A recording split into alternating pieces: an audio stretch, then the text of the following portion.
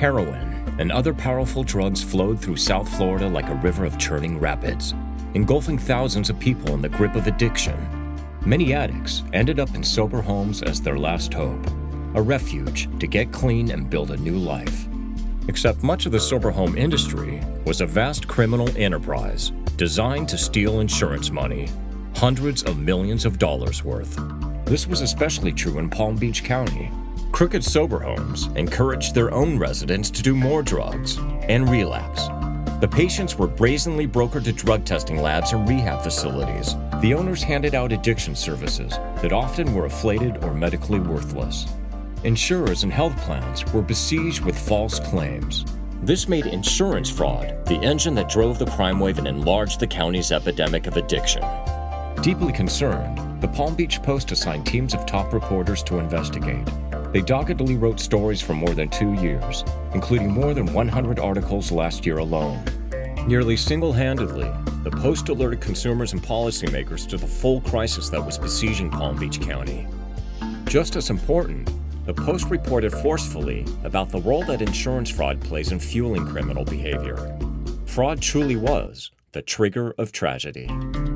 The reporters blew the lid on Kenny Chapman. He knew nothing about counseling, rehab, or sober homes. Yet he set up sober homes with little state or local oversight. Chapman encouraged addicted residents to do drugs so he could send them back for more inflated drug testing and rehab, all falsely billed to insurers. Chapman became a millionaire almost overnight. There were many more just like Chapman, the Post news coverage revealed in groundbreaking articles.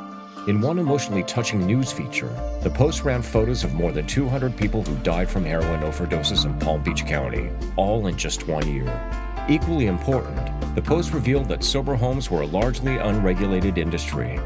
Far too many were little more than money machines. They stole insurance by brokering addicts like cattle, with little fear of retaliation. Consumers, prosecutors, and policymakers all took notice. A wave of reforms took hold. The governor declared a statewide health emergency. He also signed a bill this year to clean up the sober home industry. The state attorney got going. More than 30 people were arrested in the last year. The clear message: paying for patients won't be tolerated. Kenny Chapman received more than 27 years in federal prison. A grand jury got going as well. It issued a major report that outlined the large human trafficking, sex abuse, and insurance fraud in the sober home industry. Especially important, the grand jury recommended more oversight of sober homes. Federal regulators even responded here in Washington. They opened up sober homes to much tighter oversight by local cities. The Palm Beach Post is a shining example of journalism at the game-changing best. These dogged reporters uncovered a crisis. They exposed the criminals and sad human loss, and they clearly showed the large role of insurance fraud. Most important, the Post has inspired state and federal reforms for the better.